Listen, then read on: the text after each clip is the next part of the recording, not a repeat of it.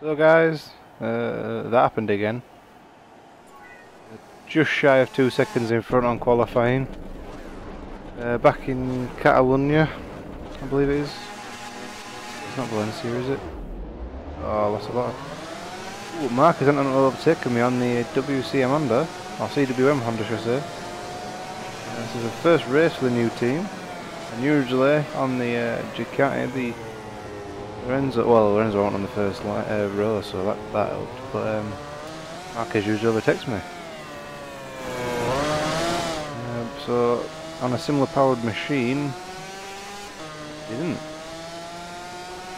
However, the computers seem to be a bit down on power again, because they were 1.978 seconds behind, or something like that. Marquez was behind. So unfortunately, it looks like it's going to be another full race, as I say. I don't really want to be leading out on the front all the time, but I can't really help it. I'm just putting in lap times. When you look at the track record before the race, like the lap times I'm putting in is very similar to the track record sort of times, so it's like realistic sort of times. Whereas the computers are like 2 seconds behind or a second behind every lap, and it don't make sense like why the computers would not be set to a similar time as the track record. They're obviously meant to be a legendary or simulation AI, which is meant to be realistic. Obviously, it isn't realistic if they're a second down on what they're doing in real life. The one thing that's unrealistic on this game.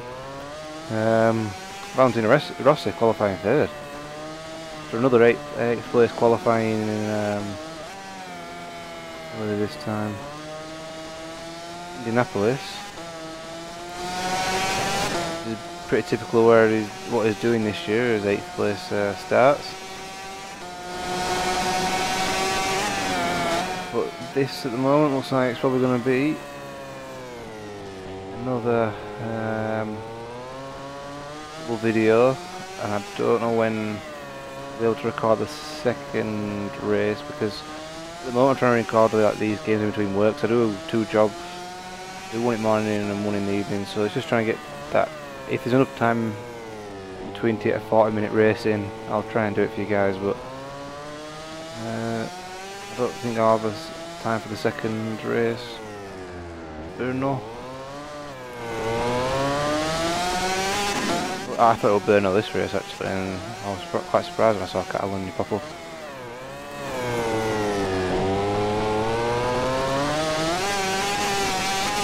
But I think computers are generally slow at Bruno too, so that'll probably speed up the video as well.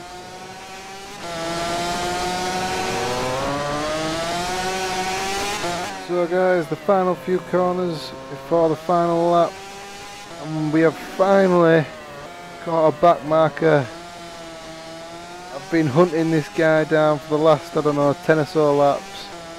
Not a good exit to the final corner, but I'm literally been setting a blistering pace through the whole race. Never gone outside the 141s. I actually got it down to a 139 at one point. Which I was pretty happy about, because I was pushing and pushing and pushing, and eventually got that 139. I was literally at one point just setting track record after track record. It must have been at least 4 in a row, and then like I had 2 normal ones, and then I got 139 out of nowhere. I don't know how. I think I just cut a few corners like round, literally as far onto the curves as you could push it without coming off. And managed to get my 139, so I was pretty happy with that. But as again, you can see guys, second place is only just going round that big long right-hander, whereas it loops before it even gets nowhere near the hairpin. Very boring race again, just being way out front, not to worry about anything, and set those lap times and hunted down these back markers really. I'm not sure I'm close enough to get past them too. I will take a 25th place.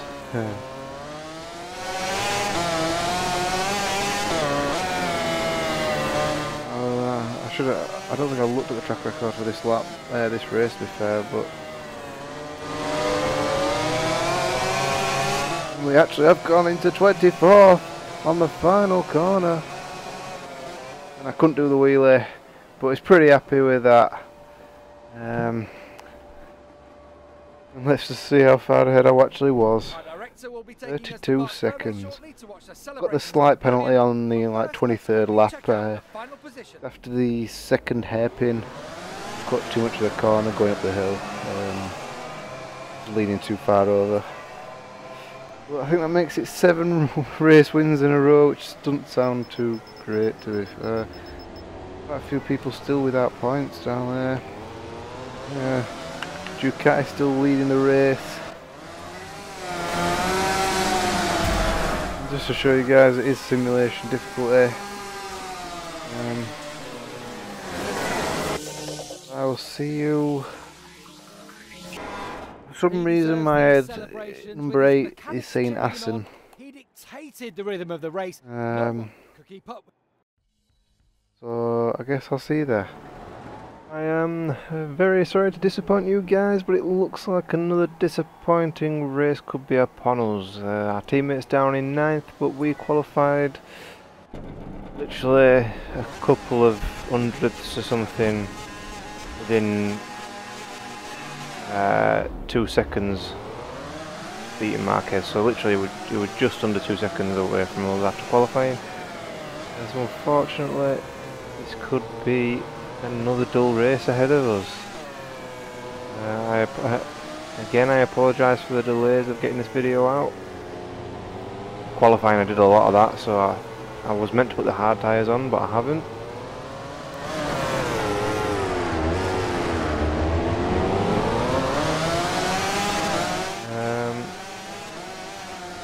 Computers aren't either, but I've done a lot of sliding in qualifying, so I was meant to put the hard tyres on. I've completely forgotten, which I do in most races to be fair. So as you can see, the back end is sliding out on me straight away.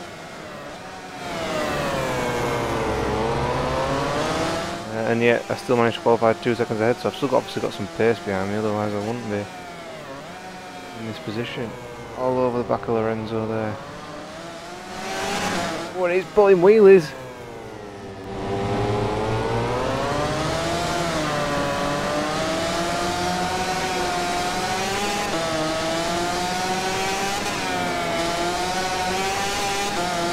But it's been that long now. I've actually watched the Brno race in real life.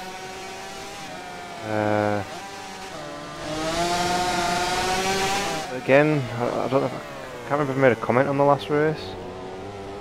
But I said I don't think it wasn't that interesting really. I think I might have done it. Did I? I can't remember if I commented on the last race, but yeah, it wasn't too great in Indianapolis. But yeah, now Brno happened, and that one isn't even great either. Lorenzo pretty much walked away with this one. Rossi got bogged down after he got like away really quickly, and then all of a sudden just really slowed down. Don't know what happened to him, and then all of a sudden Bobby was in front of him, and it took him a couple of laps, and by then Marquez and Lorenzo were already gone. So Moto2 were pretty good, and Moto3 were interesting as well, which is always the case when there's always like 10 riders in the first group.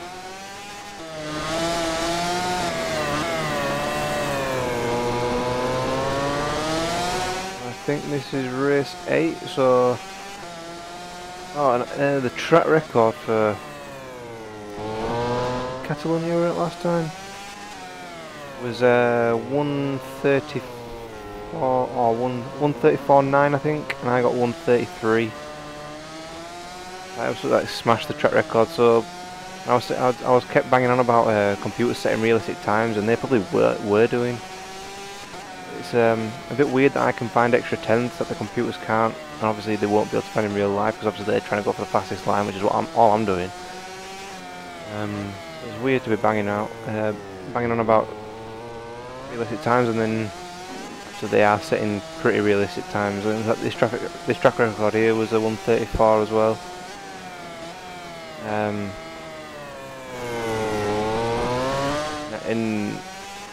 As you can see, they're already set at 135, and I think in qualifying I was below the track record anyway. I don't know how low I got. it was below the track record anyway. So I'm basically I'm the one setting unrealistic times, and it wasn't the computers, because they're setting pretty similar to track record times, or the top 3 anyway, maybe not the rest of them.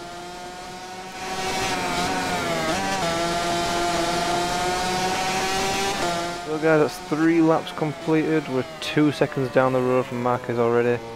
And I forgot to tell you actually about qualifying, because quite interesting. Yeah, I did say I was learning about a bit, but qualifying or racing on this is a lot different, especially Moto 3, because obviously they're a lot slower, but even Moto 2.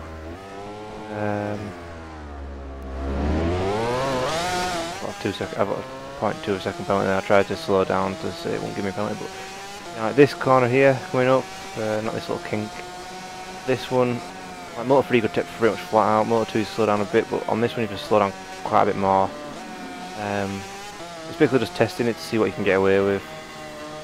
But, just press the front brake in and that back end came out massively then. Marquez has already made up 1.2 seconds on me.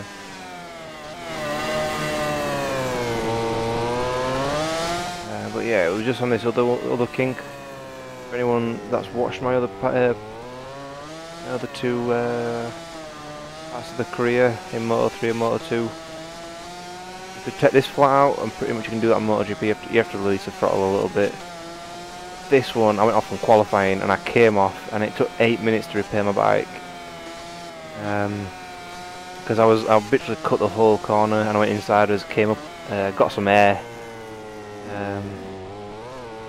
8 minutes to repair it, and I had 3 minutes left to get back on, make a qualifying run, and I managed to come first in the first qualifying, which is obviously the lower bikes.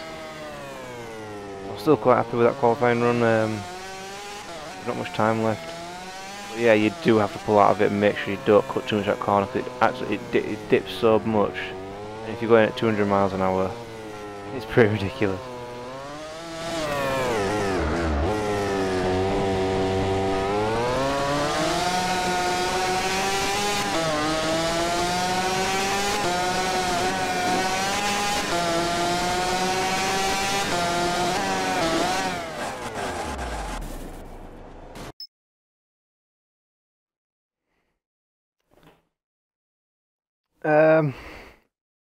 So guys, that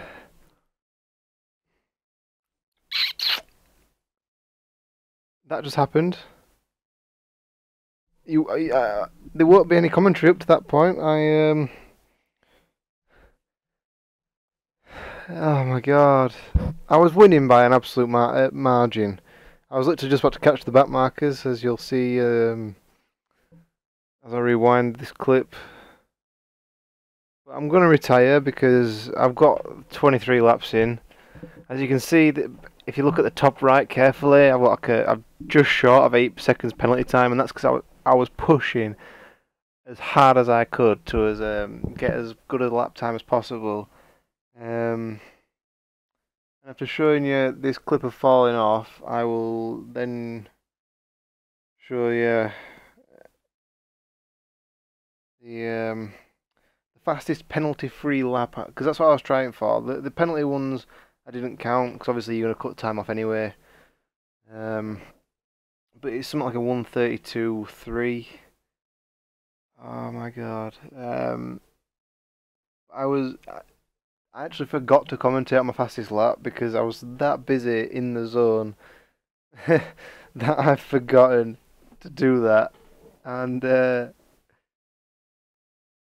if you can set a faster lap than what I've just done, like penalty free as well, I will show you obviously the whole lap so you can see that it is penalty free. I had plenty of ones which are penalties, which is why it's mainly the last corner where it's just like a double, like a weird chicane sort of thing right at the last corner, and there's also the little hairpin after the big long right-hander right in the first sector. I kept cutting that as well, but I was so far in the lead it didn't really matter. I was just really pushing to see what lap I could actually do, because I was literally using the whole of the track. And in trying to catch the back markers at the end, I could have done it like 4 or 5 laps ago, but I threw myself off the bike about 4 times. But in this last attempt to catch the back markers, I have trashed the bike. So yeah, I'll show you now the crash, and then the fastest lap. So here we are, guys. This is a lap. I have to talk really fast because it is a really short, fast lap. I won't show you the crash because I don't need to. I can just rewind the recording. I completely forgot to do that. I could do that. And I apologise for the lateness of this video. I know it's 2 weeks since the last time, but this is actually the first time I've had time off in 2 weeks off work and stuff. So I've been really struggling to get these videos out. But I hope I can get you through to the Saxon ring. I think it is after this. And then Brno, if it's a double video again, I'll show you them two together again in the next few days. But here we go, guys. It's a nice sector time for the first one, about 29.5, which is about what you really need to be hitting if you're on a fast lap. And then quite surprised in this corner, because usually I thought I'd have taken it round to the left, but I actually went quite wide and went out to the right there. So I'm quite surprised that this was my fastest lap going out that far. But a dead 44 seconds for the second sector time, but this is where I make up my most of the time in the third sector. Usually I'd be getting a 109 or a 110 by the end of the third sector, but on this one I got a 108, and after that I could feel like myself getting really pumped. I knew that this was going to be a fast lap. Just cut the corner nicely, a little bit release acceleration, don't go too wide on the exit, and then little release on the acceleration again so I don't go flying off like I do in the crash. And around the long left-hander, coming up to the double chicane, hard on the brakes, hit the curbs there as well, which probably lost me a bit of time, but cut that one nicely over the curb and over the line. If you guys can send me comments of a better time than that, a penalty-free one as well, because this is 6.6, but over that whole lap I didn't get a penalty. But if you guys can comment on any faster laps that you've done than that, that would be great to see, because I could not get any faster than that for the duration of the race, which is why I ended up falling off in the end. But yeah, guys, I will see you in the next video.